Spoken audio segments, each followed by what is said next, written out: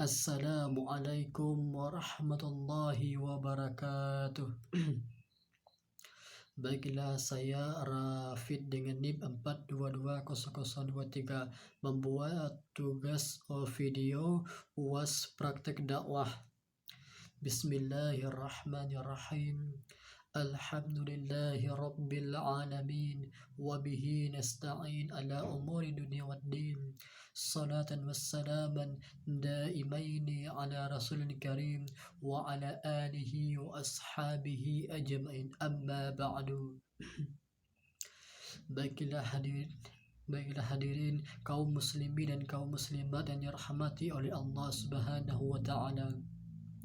Pertama dan yang paling utama sekali, marilah kita panjatkan puji beserta syukur kita kepada Allah Subhanahu wa taala yang masih memberikan kita rahmat dan juga nikmatnya kepada kita bersama, sehingga kita masih diberikan nikmat kesehatan dan nikmat bernapas pada detik ini.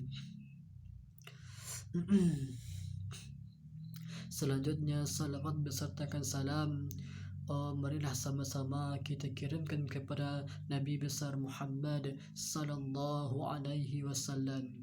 Allahumma salli ala Muhammad wa ala ali sayyidina Muhammad.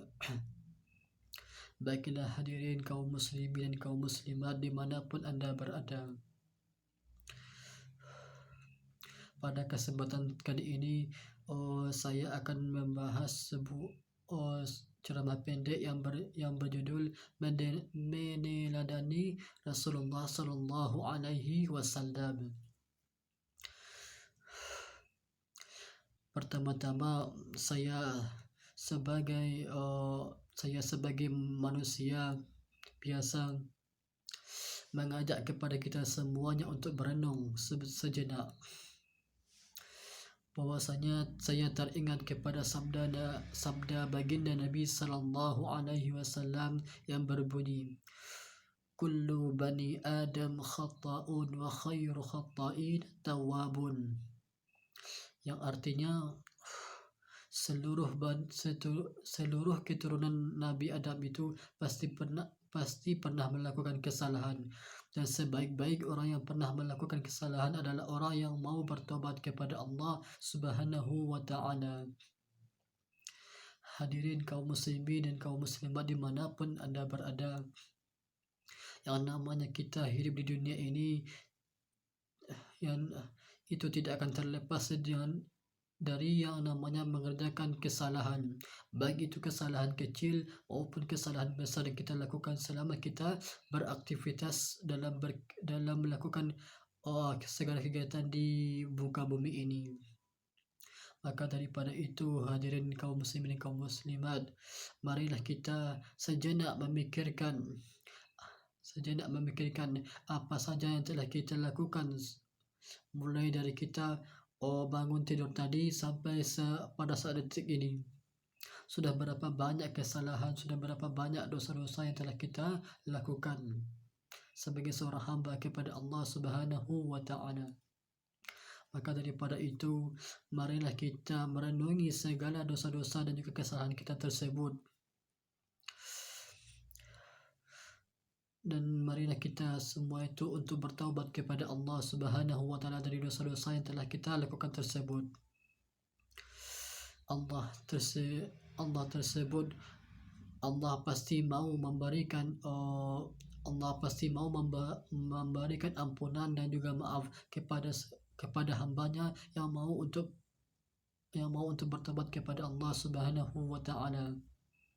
Di dalam Al-Quran pun Allah Subhanahu wa ta'ala juga berkata, Qul ya ibadiyalladzi asrafu ala anfusihim la taqnatu min rahmatillah, yang artinya, katakanlah Muhammad, wahai hamba-hambaku yang melampaui batas atas diri mereka, la taqnatu min rahmatillah, janganlah mereka berputus asa dari rahmat Allah Subhanahu wa ta'ala. Sesungguhnya Allah Subhanahu wa ta'ala itu mengampuni dosa-dosa hamba dosa-dosa seluruh hamba, semuanya tanpa terkecuali. Dosa yang tidak akan pernah diampuni oleh Allah Subhanahu wa taala itu adalah dosa kesyirikan. Maka daripada itu, siapapun kita, apapun kesalahan kita, marilah kita itu bertobat kepada Allah Subhanahu wa taala. Dan saya juga ingin mengingatkan kepada hadirin kaum muslimin dan kaum muslimat bahwasanya Allah Subhanahu wa taala juga berfirman di dalam Al-Qur'an,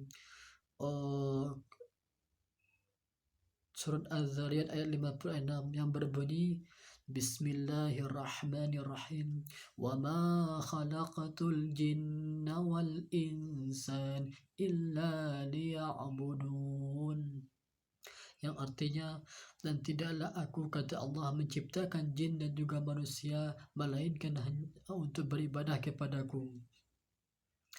Maka daripada itu, kaum muslimin kaum muslimat, setelah kita bertaubat tadi kepada Allah Subhanahu wa taala dari segala dosa dan juga segala kemaksiatan telah kita lakukan, maka hendaklah kita itu kembali beribadah kepada Allah Subhanahu wa taala. Kenapa? Karena memang Allah Subhanahu wa taala itu menciptakan kita di dunia ini dan seluruh makhluk di dunia ini itu tugasnya hanya satu, yaitu untuk beribadah kepada Allah Subhanahu wa taala, mentauhidkan Allah dengan cara beribadah kepada Allah tanpa adanya kesyirikan. Tentunya kita sebagai seorang muslim itu, sebagai seorang yang beriman itu bertanya, bagaimana caranya agar kita itu mampu untuk beribadah kepada Allah Subhanahu wa taala. Allah Subhanahu wa taala di samping memerintahkan kita untuk beribadah, Allah Subhanahu wa taala juga mengutus seorang rasul kepada kita, yaitu rasul untuk seluruh alam, rasul akhir zaman, yaitu Nabi Yuna Muhammad sallallahu alaihi wasallam. Beliau adalah Sayyidul Anbiya, beliau adalah pemimpin daripada semua para nabi. Beliau juga pemimpin dari semua rasul. Beliau Allah berikan akhlak yang mulia, beliau Allah berikan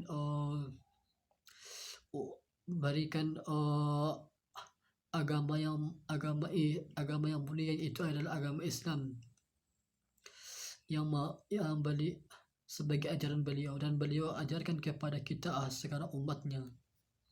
Maka daripada itu, kaum muslimin kaum muslimat, hendaklah kita sebagai seorang muslim ini mengikuti Rasulullah sallallahu alaihi wasallam agar kita itu selamat di dunia dan di akhirat. Bagaimana caranya kita itu agar dapat mengikuti Rasulullah sallallahu alaihi wasallam, yaitu dengan mempelajari wahyu yang telah diturunkan oleh Allah Subhanahu wa taala, yaitu adalah Al-Qur'an. Nabi Muhammad sallallahu alaihi wasallam juga pernah bersabda, taraktu fikum amrayni lan tadillu ma tamassaktum bihima, kitaballahi wa sunnata nabiyhi. Artinya, telah aku tinggalkan kepada kalian dua perkara. Yang pertama itu adalah kitabullah, artinya adalah Al-Quran, dan yang kedua adalah sunnah Nabi Muhammad SAW. Dan barang siapa di antara umatku yang berpegang teguh kepada keduanya ini, maka Allah Subhanahu wa taala menjamin keselamatan mereka. Maka daripada itu, kaum muslimin kaum muslimat, pada saat sekarang ini, marilah kita itu mempelajari Al-Quran. Marilah kita itu mempelajari hadis-hadis baginda Nabi Muhammad SAW. Nabi Muhammad SAW itu adalah seorang pemimpin bagi kita. Maka kewajiban kita untuk mentaati beliau dan mengamalkan seluruh ajaran-ajaran telah dibawa oleh Rasulullah SAW seluruhnya. Udkhulu fi silmi kafah, masuklah kalian ke dalam Islam secara kafah, yaitu secara menyeluruh, secara sempurna. Artinya pelajarilah semua ilmu-ilmu, pelajarilah semua wahyu yang diberikan oleh Allah Subhanahu wa taala kepada kita. Rasulullah sallallahu alaihi wasallam itu beliau pernah menjadi seorang suami. Lalu pelajarilah bagaimana Rasulullah tersebut memimpin di dalam rumah tangga beliau. Rasulullah tersebut juga pernah mengajarkan tentang birrul walidain, maka kewajiban bagi kita sebagai seorang anak, maka berbaktilah kepada kedua orang tua. Rasulullah itu juga pernah berdagang, maka di antara kita siapapun yang berprofesi sebagai pedagang, maka pelajarilah dan teladanilah bagaimana Rasulullah sallallahu alaihi wasallam itu berdagang. Kita pelajari bagaimana akhlak beliau dalam berdagang dan bagaimana nilai-nilai yang diajarkan oleh Rasulullah tersebut dalam berdagang. Dan banyak hal lainnya yang dapat kita teladani dari Rasulullah sallallahu alaihi wasallam. Mungkin hanya sekian yang dapat saya sampaikan. Terlebih terkurang saya mohon maaf. Assalamualaikum warahmatullahi wabarakatuh.